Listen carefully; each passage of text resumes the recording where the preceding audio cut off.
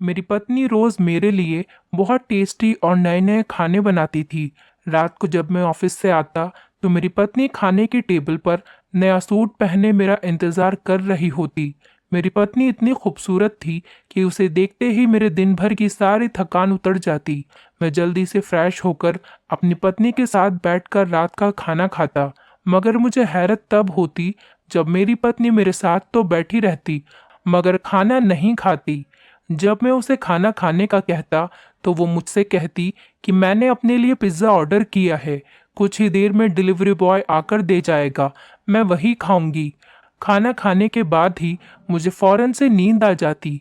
मेरे सोने के बाद ही वो डिलीवरी बॉय मेरी पत्नी को पिज्ज़ा देने आता था। अब ये काम रोज़ ही होने लगा था। मैं ये सोचकर हैरान था कि पता नहीं क्यों ये डिलीवरी बॉय रोज़ मेरे सोने के बाद ही पिज्ज़ा देने आता है। मुझे अपनी पत्नी पर शक होने लगा। एक रात में सोया नहीं और सोने की एक्टिंग करने लगा। जैसे ही वो डिलीवरी बॉय ऑर्डर देने के लिए आया तो मेरी पत्नी उसे हमारे कमरे में ले आई। वो दोनों एक ही सोफे पर बैठ गए थे। उसके बाद मेरी आंखों ने जो मंजर देखा वो इतना शर्मनाक था कि किसी को बताने के लायक नहीं था। मेरी बंद आंखों से ही आंसू बह रहे थे। ये देखकर तो मेरे पैरों तले से जमीन निकल गई जब मेरी पत्नी ने उसका हाथ पकड़ा और फिर मुझे अपनी आंखों पर यकीन नहीं आ रहा था कि मैं ये क्या देख रहा हूँ। मेरी पत्नी रात के समय हमारे ही कमरे में मेरी मौजूदगी में ये क्या कर रही थी। मेरा पूरा शरीर ठंडा पड़ गया।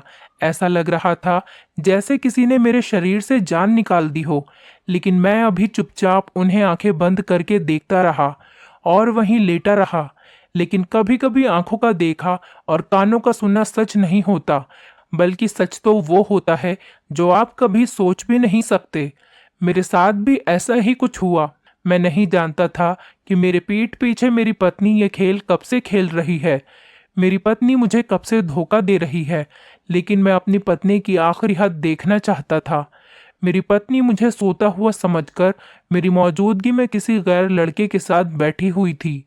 वो दोनों मेरे सामने सोफे पर एक साथ बैठे थे और जो कर रहे थे ये सब देखकर मैंने शर्म से अपनी आंखें बंद कर ली थी। मैं किस कदर अपनी पत्नी शिल्पा पर भरोसा करता था, मगर उसने बदले में मेरे साथ क्या किया। मेरी पूरी रात अंगारों पर लेटकर ही गुजरी थी। वो लड़का कुछ समय मेरी पत्नी के साथ बिताकर वापस चला गया, लेकिन जाते जाते मेरे जीवन का सुकून भी अपने साथ ले गया। मैं पूरी सच्चाई जानने के बाद ही अपनी पत्नी को रंगे हाथों पकड़ना चाहता था। उसने मेरी पीठ पर छुरा क्यों भोंका था?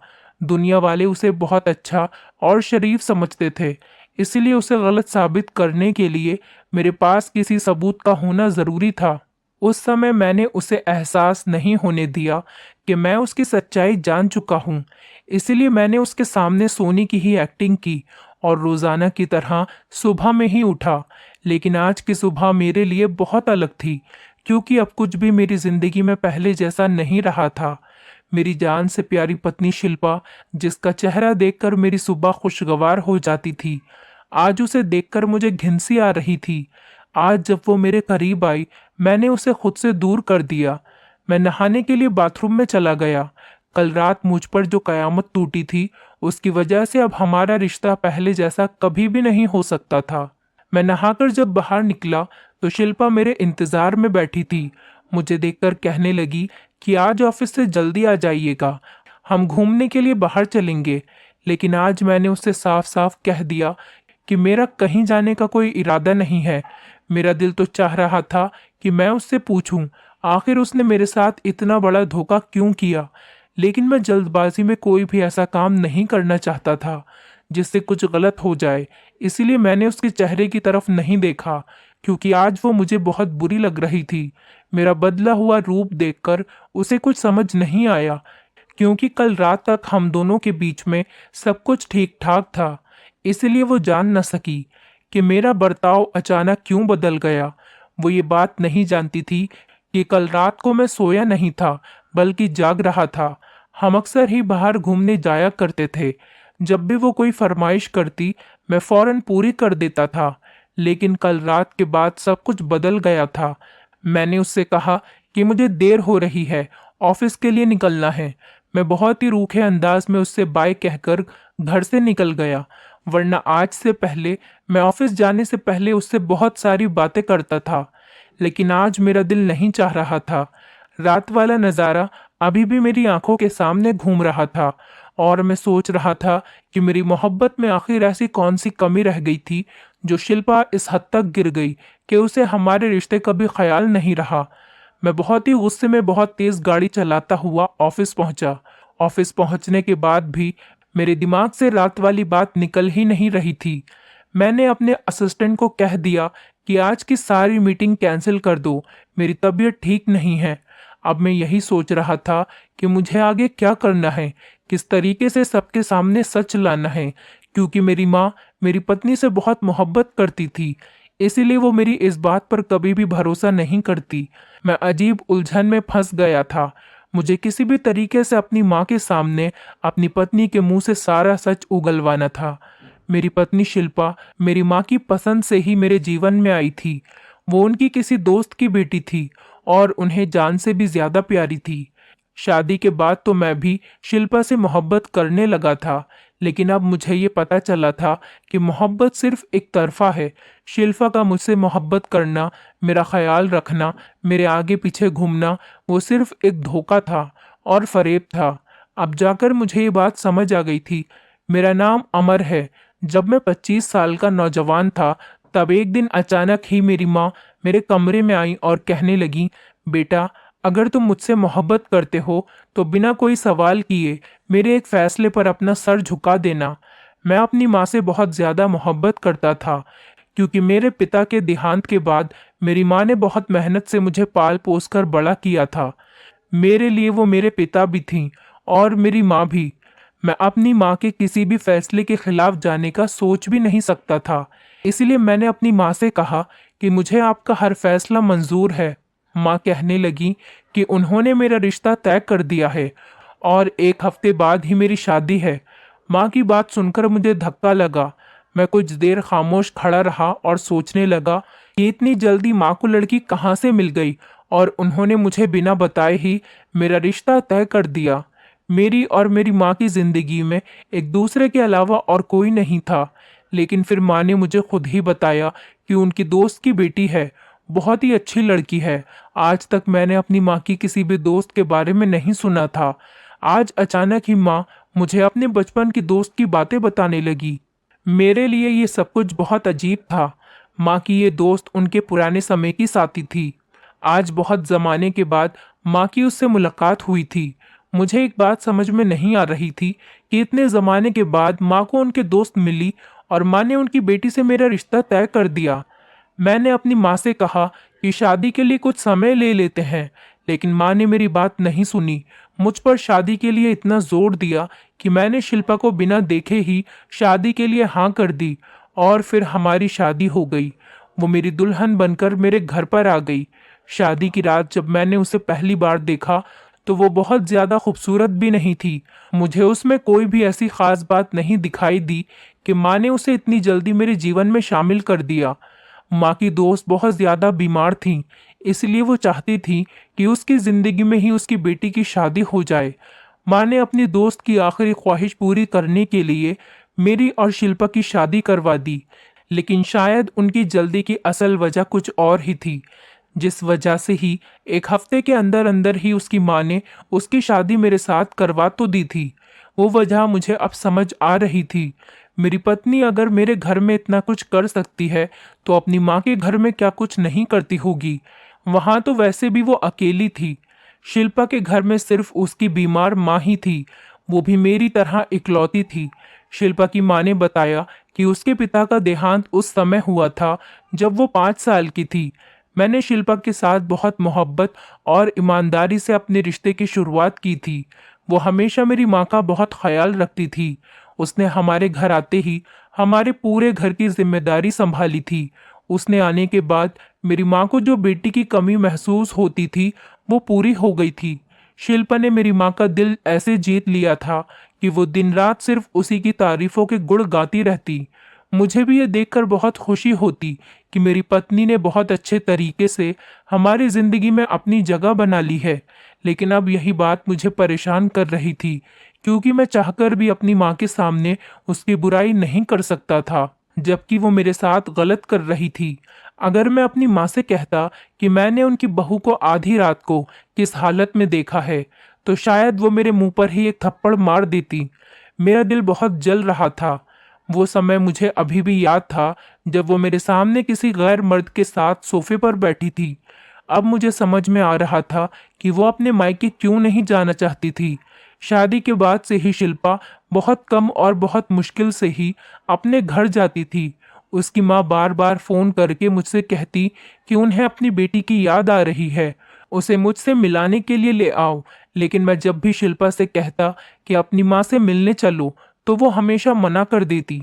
उसके पास कोई ना कोई बहाना होता। कभी कभी मैं सोचता कि कोई बेटी अपनी माँ से मिलने के लिए कैसे मना कर सकती है। बेटियां तो शादी के बाद अपने माँ बाप से मिलने के बहाने ढूंढती हैं, लेकिन शिल्पा हमेशा किसी न किसी बात का बहाना बनाकर कह देती कि मैं बाद में चली जाऊंगी। और इस बात को ऐसे ही हफ्ता गुजर जाता। जब उसकी माँ बहुत ज्यादा फोन कर करके मुझसे कहती, तो मैं जबरदस्ती शिल्पा को लेकर चला जाता। वो थोड़ी ही देर में अपनी माँ से मिलकर वापसी की जिद करने लगती। अपनी माँ के घर उनके पास रहने का तो वो नाम ही नहीं लेती थी। लेकिन उस समय मैं सोचता था कि शायद उसे अपने ससुराल की जिम्मेदारियों का ख्याल है, इसीलिए वो अपनी माँ से मिलने कम जाती है। लेकिन असल वजह मुझे अब समझ आई थी कि मेरे घर में उसकी अय्याशी आसानी से पूरी हो रही थी। मैंने शिल्पा को बहुत ज्यादा मोहब्बत दी थी, अपना पूरा घर उसके हवाले कर दिया था, आंखें बंद करके उस पर विश्वास करता था। लेकिन उसने मेरे इसी भरोसे को बुरी तरह से तोड़कर रख दिया था। अब मैं चाहता था कि वो खुद अपने मुंह से अपने कारनामे बताए, ताकि मैं उसे अपनी जिंदगी से हमेशा के लिए निकाल दूं। आज मैं सारा दिन ऑफिस में यही सब कुछ सोचता रहा। शाम को जब ऑफिस से घर वापस आया, तो मेरे दिल में शिल्पा के लिए सिर्फ और सिर्फ नफरत ही थी। शिल्पा मेरी माँ के कमरे में बैठी उनका सर दबा रही थी। माँ मुझे देखकर मुझसे कहने लगी कि आजा तू भी यहीं पर मेरे पास बैठ जा। तेरी पत्नी सारा दिन मेरी खिदमत में लगी रहती है। एक तू है जो तुझे अपने कामों से फुर्सत ही नहीं मिलती, और दो घड़ी मेरे पास आकर नहीं बैठता। मेरी माँ मेरी पत्नी को बहुत प्यार से देख रही थी और उसे दुआएं दे रही थी। ये सब देखकर शिल्पा के चेहरे पर मुस्कुराहट आ गई, लेकिन मुझे उसका चेहरा देखते ही बहुत तेज गुस्सा आ गया। इतनी मासूम दिखने वाली मेरी पत्नी अंदर से किस कदर घटिया थी, ये सिर्फ मैं ही जानता था। बहुत मुश्किल से थोड़ी देर मैं अपनी माँ के पास बैठा और फिर अपने कमरे में चला आया। शिल्पा भी मेरे पीछे पीछे मेरे लिए चाय लेकर आ गई। वो मुझसे कुछ बात करना चाहती थी, लेकिन आज मेरा उससे बात करने का बिल्कुल भी मूड नहीं था। वो मुझसे बातें करने लगी, लेकिन मैं आंखें बंद करके लेट गया, जैसे मुझे नींद आ गई हो। वो मेरे सर पर हाथ रखकर देखने लगी कि मेरी तबीयत ठीक है या नहीं। मैंने गुस्से से आंखें खोलकर शिल्पा का हाथ झटक दिया और उससे कहा कि भगवान के वास्ते मुझे थोड़ी देर के लिए चैन से जीने दो। शादी के 5 महीने बाद आज पहली बार ऐसा हुआ था। आज भी शिल्पा ने मेरे लिए नया सूट पहना और मेरे लिए मेरी पसंद का खाना बनाया था, लेकिन मैं कुछ खाए बगैर ही सो गया था। शिल्पा के बार बार पूछने पर मैंने बहुत चीख कर उसे जवाब दिया था। तब वो डर कर पीछे हट गई और उसकी आंखों में आंसू आ गए। मगर अब उसके मगरमच्छ के आंसू का मुझ पर कोई असर नहीं होने वाला था। मैंने उसकी तरफ से करवट बदल ली और शिल्पा को कहा कि आज रात मुझे अकेला छोड़ दो। वो चुपचाप कमरे से उठकर बाहर चली गई।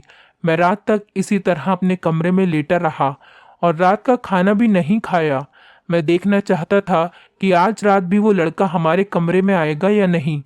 मुझे हमेशा से ही नींद की गोली खाकर सोने की आदत थी। मुझे बिना नींद की गोली खाए नींद नहीं आती थी। शायद मेरी इसी बात का फायदा मेरी पत्नी शिल्पा ने उठाया था, इसीलिए आज रात मैंने नींद की गोली नहीं खाई। मैंने चुपके से अपने मोबाइल का वॉइस रिकॉर्डर ऑन कर दिया और फिर उसे सोफे के पास ही छुपा दिया। मैं उन दोनों के बीच में हुई बातें रिकॉर्ड करना चाहता था, और फिर जब वो मेरी पत्नी से मुलाकात करके वापस जाता तो उन दोनों को रंगे हाथ पकड़ लेता। मैंने सोच रखा था कि शिल्पा अगर माँ के सामने झूठ बोलेगी तो तब मैं इसकी रिकॉर्डिंग उनको सुना दूंगा और दूध का दूध पानी का पानी हो जाएगा। मुझे बहुत ही बेसब्री से उस समय का इंतज़ार था कि जब वो लड़का हमारे घर में आए और शिल्पा उसे हमारे कमरे में लेकर आए। मैं सोने का ड्रामा कर रहा था। शिल्पा यही समझ रही थी कि मैं सो चुका हूँ, इसलिए थोड़ी देर बाद शिल्पा ने फ़ोन मिलाया और एक पिज़्ज़ा ऑर्डर कर दिया। मैं जानता था पिज़्ज़ा ऑर्डर करना तो सिर्फ एक बहाना है। पिज़्ज़ा डिलीवर करने के बहाने से ही तो वो लड़का मेरे घर में आता है। वॉचमैन भी उसे डिलीवरी बॉय समझकर और शिल्पा के कहने पर अंदर आने की इजाज़त दे देता होगा। इसीलिए आज तक मुझे इस बात का पता नहीं चला। रात के तकरीबन 12 बजे शिल्पा ने हमारे कमरे का दरवाज़ा खोला और उस लड़के का हाथ पकड़कर उसे कमरे के अंदर ले आई। मेरा दिल चाह रहा था कि मैं उसी समय उस लड़के का मुंह तोड़ दूं। बहुत ही मुश्किल से मैंने अपने आप पर काबू किया था। मैं अपने गुस्से को काबू कर कर अपनी जगह पर लेटा रहा। इस लड़के ने मेरी पत्नी शिल्पा का हाथ पकड़कर उसे खींचकर सोफे पर बैठा लिया और फिर ऐसी हरकतें शुरू कर दी कि मेरे तन बदन में आग लग गई। वो हल्के हल्के शिल्पा से कुछ कह रहा था जो मुझे सुनाई नहीं दे रहा था, मगर मेरा फोन वहीं रिकॉर्डिंग पर लगा हुआ था। मैं जानता था कि इन दोनों की आवाज़ें मेरे फ़ोन में ज़रूर रिकॉर्ड हो गई होंगी। वो दोनों भावनाओं में बह रहे थे। काफ़ी देर तक मेरी पत्नी के साथ बातें कर रहा था। मेरी पत्नी ने उसका माथा चूमा तो मुझे यकीन हो गया कि मेरी पत्नी एक बहुत ही ज़्यादा चरित्रहीन और गिरी हुई औरत है, जिसने अपनी माँ के कहने पर मुझसे शादी तो कर ली, लेकिन उसका दिल अब भी अपने पुराने आशिक में ही अटका हुआ है। और शायद यही वो वजह थी कि शिल्पा अपनी माँ को देखना भी नहीं चाहती, कि वरना कोई भी बेटी अपने माँ बाप से मिलना क्यों नहीं चाहेगी। मैंने सारी कड़ियाँ खुद ही जोड़ ली थीं। थोड़ी ही देर के बाद शिल्पा ने बहुत से पैसे इस लड़के के हाथ में रख दिए। वो लड़का जाने के लिए खड़ा हो गया। यही सही मौका था जब मैं उन दोनों को रंगे हाथ पकड़ सकता था और इन दोनों से अपना हिसाब किताब कर सकता था। मैं फौरन ही अपने बिस्तर से उठा और इस लड़के को गर्दन से पकड़ लिया। शिल्पा सोच भी नहीं सकती थी कि आज मैंने दवाई नहीं खाई थी, बल्कि मैं जाग रहा हूँ। मुझे देखकर उसके होश उड़ गए और वो लड़का पूरी तरह से घबरा गया। शिल्पा हाथ जोड़कर कहने लगी कि प्लीज इसे छोड़ दो, ये लड़का पिज्जा देने के लिए आया था और मैं उसे पैसे देने के लिए कमरे में लाई थी। मैंने एक थप्पड़ शिल्पा के चेहरे पर मारा और उससे कहा कि तुम तो अपना मुंह बंद ही रखो। तुम्हारी सच्चाई तो मैं कल रात ही जान गया था, लेकिन मेरे माँ के सामने जो भोलेपन का नाटक तुम करती हो, मैं उसे पूरी तरह उतारना चाहता था। तुम कितनी धोखेबाज और मक्कार लड़की हो। मेरे और मेरी माँ की मोहब्बत का तुमने ये सिला दिया कि हमारे ही घर में, हमारी ही छत के नीचे तुमने हमारी इज्जत को खाक में मिला दिया। मेरी बात सुनकर शिल्पा बहुत ज्यादा रोने लगी। वो कहने लगी कि एक दफा मेरी बात सुन लीजिए, फिर जो चाहें आप फैसला करें। मैंने एक जोरदार थप्पड़ उस लड़के के चेहरे पर मारा। जो कुछ मैंने अपनी आंखों से देखा था, उसके बाद तो कुछ भी सुनने समझने की गुंजाइश ही बाकी नहीं रही थी। एक डिलीवरी बॉय आधी रात को मेरे कमरे में क्या करने के लिए आया था, ये बात समझना कोई बड़ी मुश्किल बात नहीं थी। मेरे कमरे में शोर सुनकर मेरी माँ भी मेरे कमरे में आ गई। कमरे का मंजर देखकर वो परेशान हो गई। मैंने माँ को चेक कर बताया कि उनकी प्यारी बहू किस तरह हमारी इज्जत को मिट्टी में मिला रही है। मेरी बात सुनकर मेरी माँ को सदमा लगा और वो मुझसे कहने लगी कि कुछ तो होश करो, शिल्पा एक इज्जतदार लड़की है। मैंने गुस्से में माँ से कहा कि मैं शिल्पा के बारे में कुछ भी नहीं कहूँगा, बल्कि अब जो कहेगा मेरा फ़ोन रिकॉर्डर कहेगा।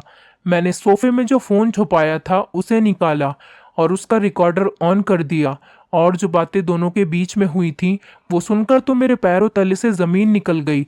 वो लड़का और शिल्पा मेरे सामने सर झुकाए खड़े थे। मेरी माँ भी मुझसे बहुत ज़्यादा नाराज़ थी। जो कुछ मैंने देखा था और सुना था वो सब कुछ गलत था। सच तो बिल्कुल ही उससे उल्टा था, जिसके सुनने और जानने के बाद मैं अपनी माँ और शिल्पा से नजर मिलाने के लायक ही नहीं रहा था। शिल्पा की सिसकियां मेरे पूरे कमरे में गूंज रही थी। मेरी माँ उसको सीने से लगाकर तसल्ली दे रही थी। मेरी माँ कह रही थी कि वो हर हाल में उसके साथ ही रहेगी। माँ ने उस लड़के को भी सोफे पर बिठाया। मैं अपनी जगह पर खड़ा रहा। शिल्पा और उस लड़के के बीच में होने वाली बातों ने मुझे आईना दिखाया, और अब शायद सारी जिंदगी मैं अपना चेहरा आईने में नहीं देख सकता था। वो लड़का शिल्पा को अपने गले से लगाए बैठा था। वो लड़का रिकॉर्डिंग में कह रहा था कि दीदी, तुम्हारी दुआओं और मदद की वजह से ही आज मेरा एलएलबी कंप्लीट हो गया है। अब मुझे सिर्फ 1 साल की प्रैक्टिस करनी है। दीदी, अगर तुम मेरा साथ नहीं देती तो शायद मैं कभी भी अपनी जिंदगी में आगे नहीं बढ़ पाता। बाबा ने तो हम दोनों को अलग कर दिया था और मुझे अपने साथ ले गए थे, लेकिन तुमने कभी भी मुझे अकेला नहीं छोड़ा। इसी वजह से आज मैं अपनी जिंदगी में इतना पढ़ पाया हूँ। शिल्पा उसे मुबारकबाद दे रही थी और उसे अपना भाई कह रही थी। अब मुझे पता चल गया था कि उन दोनों के बीच में भाई बहन का रिश्ता था। कुछ देर बाद जब शिल्पा चुप गई तो वो खुद ही कहने लगी कि मैं और शुभम सगे भाई बहन हैं, लेकिन किस्मत के सितम ने और हमारे माता पिता की गलती ने हम दोनों को अलग कर दिया था। हमारे पिता बहुत ही सख्त मिजाज के थे और छोटी छोटी बातों पर गुस्सा हो जाया करते थे। माँ और बाबा के बीच में हमेशा लड़ाई झगड़े होते रहते थे। फिर एक समय ऐसा आया कि उन दोनों ने अलग होने का फैसला कर लिया और फिर दोनों ने खुद ही बच्चों का भी बंटवारा कर लिया। बाबा शुभम को लेकर अपने साथ चले गए और माँ ने मुझे रख लिया। उन्होंने ये सोचा ही नहीं कि उनका ये फैसला हम दोनों की जिंदगियों के ऊपर क्या असर करेगा। हम दोनों भाई बहन बचपन से ही एक दूसरे से बहुत मोहब्बत करते थे और एक दूसरे की जुदाई बर्दाश्त नहीं कर पाते थे, लेकिन अपने माँ बाप के फैसलों की वजह से हम दोनों एक दूसरे से बिछड़ने के लिए मजबूर हो गए। बाबा ने दूसरी शादी कर ली। शुभम को दूसरी माँ मिल गई थी, लेकिन वो उसके साथ बहुत ही बुरा बर्ताव करती थी। माँ ने दूसरी शादी नहीं की थी और वो बीमार हो गई थी, जिस वजह से बहुत ही कम उम्र में मैं अपने घर को संभालने लगी। हम दोनों ने ही दूसरे बच्चों की तरह अपना बचपन अच्छे से नहीं गुजार सके थे, बल्कि हमारा बचपन हमारे माता पिता की वजह से छिन गया था। कई सालों बाद जब मैं 15 साल की हुई, तब एक दिन अचानक शुभम हमारे घर के दरवाजे पर आया और वो अपनी सौतेली माँ से बहुत परेशान हो चुका था। उसने अपने पिता का घर छोड़ दिया था। वो हमारे साथ रहना चाहता था, लेकिन माँ ने मना कर दिया और कहने लगी कि हो सकता है कि ये तेरे बाप की कोई साजिश हो। उसने ही इसे कुछ समझाकर यहाँ भेजा होगा। लेकिन मैंने शुभम का नंबर ले लिया था। शुभम को मजबूरन हॉस्टल में रहना पड़ा। जब भी मुझे मौका मिलता तो मैं शुभम से मिलने चली जाती और समय समय पर उसकी मदद करती रहती। वो बहुत ही मेहनती लड़का था और पढ़ लिख कर कुछ बनना चाहता था, इसीलिए उसने डिलीवरी बॉय की नौकरी कर ली और साथ साथ अपनी पढ़ाई भी पूरी की और अब वो वकील बनने वाला है। लेकिन मैं अपने भाई शुभम के रिश्ते को सबसे इसीलिए छुपा रही थी। आज भी मेरी माँ मेरा और शुभम का रिश्ता बिल्कुल भी बर्दाश्त नहीं कर सकती। वो नहीं चाहती थी कि मैं शुभम से कोई भी रिश्ता रखूं। वो आज भी सालों पुरानी नफरत अपने दिल में लिए बैठी है, जो उन्हें मेरे बाप से थी। मैं शुभम को इसीलिए चुपके से मिलने के लिए घर बुलाती। मुझे डर था कि कहीं आप लोगों को शुभम के बारे में कुछ पता चल गया तो आप माँ को न बता दें। शिल्पा ने सारा सच मुझे बता दिया था। मैंने उन दोनों को गले मिलते हुए देखा तो मैं समझ बैठा कि वो दोनों किसी गलत रिश्ते में बंधे हुए हैं। मैंने हाथ जोड़कर उन दोनों से माफ़ी मांग ली और शुभम को अपने ही घर में रहने के लिए जगह दे दी। तलाक या अलग रहना पति पत्नी के बीच में होता है, लेकिन सबसे ज़्यादा असर उसका हमारे बच्चों पर पड़ता है। बच्चों का चरित्र और फ्यूचर दोनों ही खराब हो जाते हैं। अपनी जिद और नफरत को देखते हुए कोई भी फैसला करने से पहले हमें अपने बच्चों के बारे में ज़रूर सोचना चाहिए। आज इस बात को 1 साल हो गया है। मैंने शुभम और उसकी माँ के बीच की नफरत खत्म करवा दी है और आज सब कुछ ठीक हो गया है। मैं और मेरी पत्नी भी एक दूसरे के साथ बहुत ज़्यादा खुश हैं। दोस्तों, उम्मीद करती हूँ आपको हमारी कहानी पसंद आई होगी। कहानी पसंद आई है तो वीडियो को लाइक करें, चैनल पर नए हैं तो चैनल को सब्सक्राइब करें और हाँ, नोटिफिकेशन बेल को ज़रूर दबाएं ताकि अगली अपडेट सबसे पहले आपको मिले।